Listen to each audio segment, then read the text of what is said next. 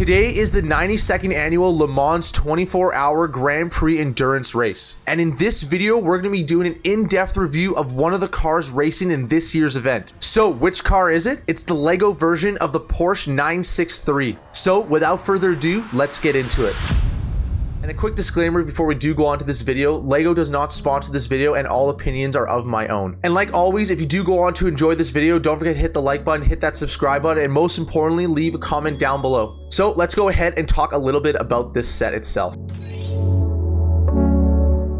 This is set number 76916, the Porsche 963, and it's part of the Lego Speed Champions theme collection. It's targeted for ages 9 and up and was released back on March 1st, 2023, and has a total of 280 pieces. It retails for a price of $29.99 Canadian, $24.99 USD, and €24.99 euros. And the best part is that it's got a price per brick of 9 cents per brick, which is very good. And then finally, this set is 18 centimeters long, 7 centimeters wide, and about 5 centimeters high. So with all that being said, let's go ahead and build the set itself.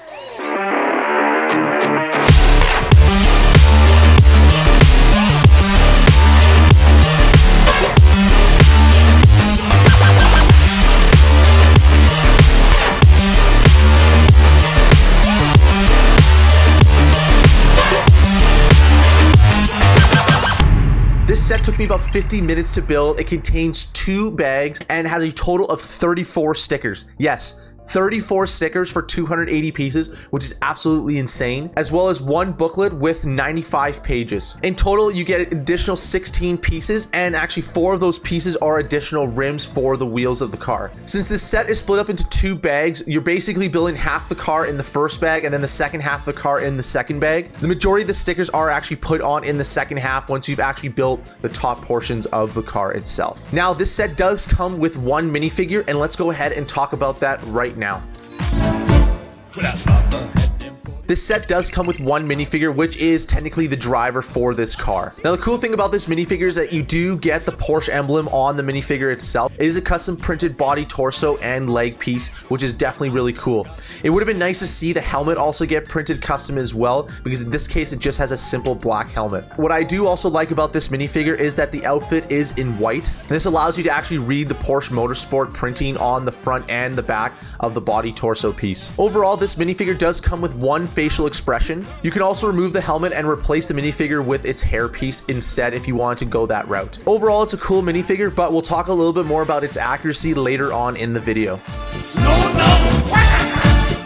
Like I mentioned in the beginning of this video, this is the race day weekend of the 24-hour Le Mans Endurance Grand Prix race. And the real-life version of this Lego Porsche 963 will be racing in this year's event. This car will be racing under the Porsche Penske Motorsport Racing Team and will tackle the 24-hour Le Mans Challenge with 3 of these Porsche racing cars. So this car is built for endurance racing. It's completely different to what you'd see in F1 or in, for example, NASCAR. These cars are built specifically for the endurance race series that's held all over the world. And Le Mans 24-hour Challenge is one of those racing events. The cool thing about this Porsche 963 car is that Porsche Penske isn't the only team that uses it for the racing event. So it's also used by some of its competitors such as Proton and the Hertz team. And you can learn more about all these teams and the cars that are racing in this event on the Le Mans official website. The great thing about this World Endurance Grand Prix is that it's part of the FIA World Endurance Championship and has 8 different endurance races all around the world. But for this video, let's talk more about what this Le Mans race is. So like I mentioned before, this is the 92nd annual Le Mans race. And in my opinion, I think this is one of the craziest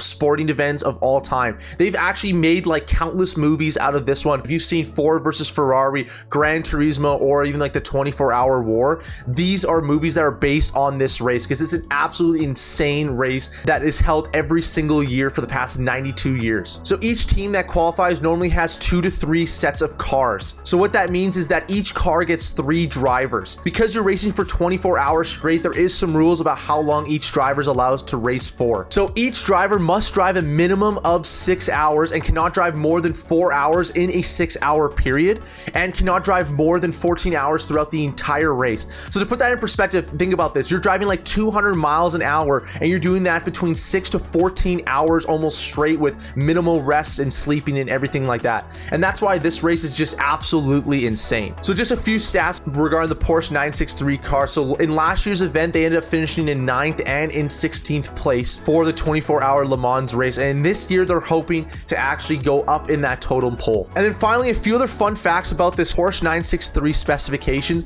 This is a 4.6 liter twin turbo V8 combustion engine, about a 7-speed racing transmission, which is insane. It only weighs about 1,000 kilograms and it has a total power output of 500 kilowatts. These cars have insane performance, and it has to, because it's got to race for literally 24 hours straight. So with all that being said, and now that you've learned a little bit of more information about what this car means and how it's supposed to race in real life in the 24-hour Le Mans challenge, let's go ahead and give this the official AGL Bricks rating right now. So overall, I ended up giving this a 44 out of 60 across 6 different categories. This includes the box artwork, the minifigures, the build experience, durability, design accuracy, and most importantly, design creativity. So just a couple highlighted notes that I noticed throughout building this set itself. So just looking at the box artwork itself, I found that it was pretty simple. There wasn't anything crazy about it. I understand that these are made for ages 9 and up. I do feel like because this is targeted more towards Le Mans, and they do actually include the Le Mans logo on the box, would have been nice to include a more higher resolution background. It's possible that the background is actually at Le Mans, but to be honest with you, it just looks like a normal raceway, and I feel like that's something that they missed out when it came to the box artwork itself. Looking at the minifigures, one thing that I wasn't necessarily a big fan of was the fact that the actual outfit that they wear isn't actually all white. It's actually a combination between like a black and white, and you also have more ads that are on there, which I'll talk about later on, that I noticed for this set itself. It would have also been really cool if they actually included a printing on the helmet. I feel like a lot of these drivers have some sort of printing or name tag or something on there, and it would have been nice to add that a little bit of extra detail.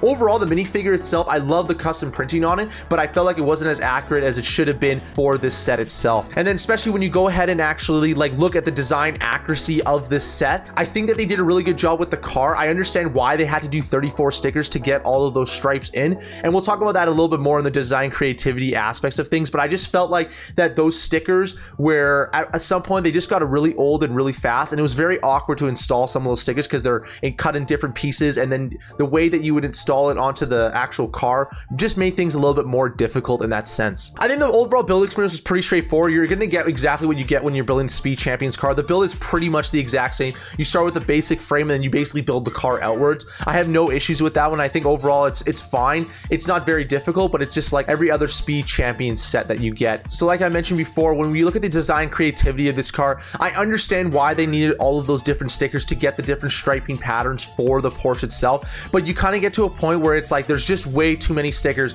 And the one thing that I was not a fan of, and I don't know if this is just a licensing issue, but when you look at, for example, the F1 McLaren car, they actually have all the different ads on the F1 car. I feel like for this Porsche car, especially when you compare it to the actual version of it, there's a lot more sponsorships on there. So I don't know if that was just a licensing issue and why Lego couldn't get it when they built this, when they created this set a couple years ago. But in this case here, I feel like that was a big miss, because when you're looking at sports cars, when you want to tailor something to be accurate, actually having the advertisement on there makes it a more accurate version of that car. And I think that was something that could have been done a little bit differently from building this set itself. And if you're going to use all of those stickers, I feel like at some point you could have printed some of those pieces. You didn't have to have stickers for everything, because the problem is that you're not always going to line up all your stickers properly, especially when you have 34 of those stickers, and you're going to get some stickers that are crooked, and you're not going to get that exact perfect build that you wanted to when you're buying this set itself. And I feel like that was the only real change and real issue I had when it came to building the set. And then finally, when you do look at the durability of this set, I think like all cars, they're built really well. Like no pieces are really going to fall off. You can play with it, you can display it. Honestly, you can throw it around. It's a well-built car, and I think that Lego did a great job at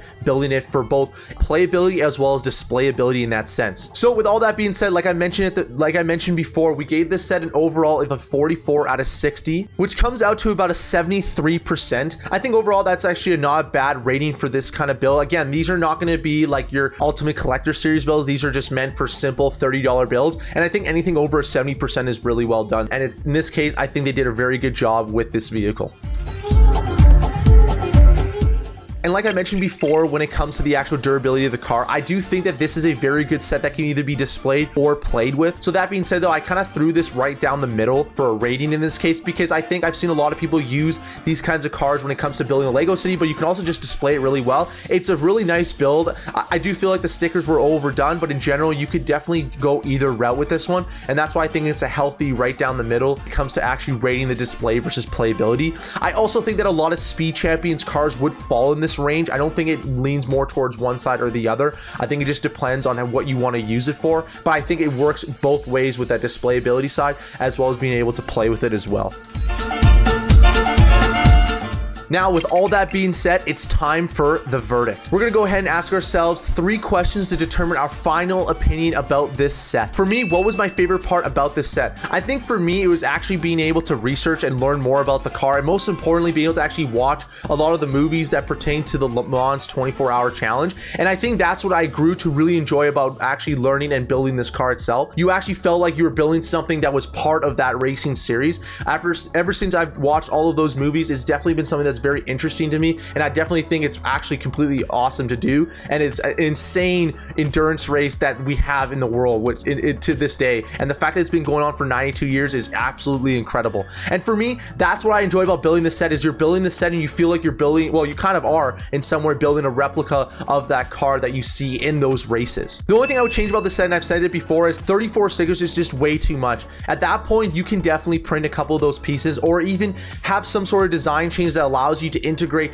your building techniques with actually building the car itself. I felt like that when you're actually building the car itself, you get a little bit lazy because you're just building a normal car and then you're slapping on all the different types of patterns and stickers on top of it. And I just feel like that in that case, when it comes from a design creativity perspective, you're kind of reducing that overall rating because of that itself. Like, the car itself is very well done. You've got a really nice colors between the red, black, and white on it are very good representation of what the actual car looks like, but I just feel like that the striping on there is overdone with way too many stickers, and I feel like there's a lot of those stickers that could have just been printed pieces, or maybe not even stickers at all in certain cases. And then finally, would I buy this set in 2024? Like, I think it's a fun set to build. Like, I ended up getting it for like $30. I think I got it for $25 when I went to Walmart one day to purchase this one. I think if you enjoy the Le Mans races, if you enjoy Speed Champions, it's a cool build to build up. Do I think it's a must-have? No. I think it all just depends on your preference. I think the Speed Champions collections are always very good cars and very cool cars to get, and I feel like a lot of people are attracted to specific cars that they have an interest to, whether it's Fast and Furious, whether it's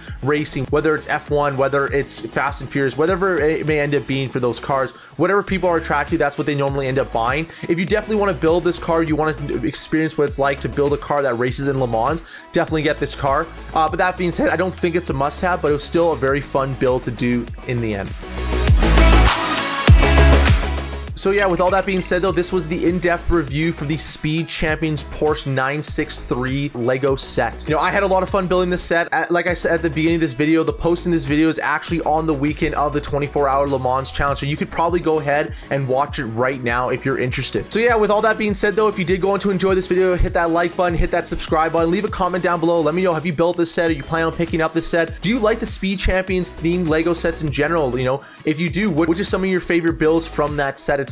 Let me know down below in the comments. And yeah, with all that being said though, don't forget to hit that like button, hit that subscribe button that pops up down here in the middle, and most importantly, click on one of these 2 videos if you want to check out more of my content. And with that being said though, I'll see you guys next week for a brand new video.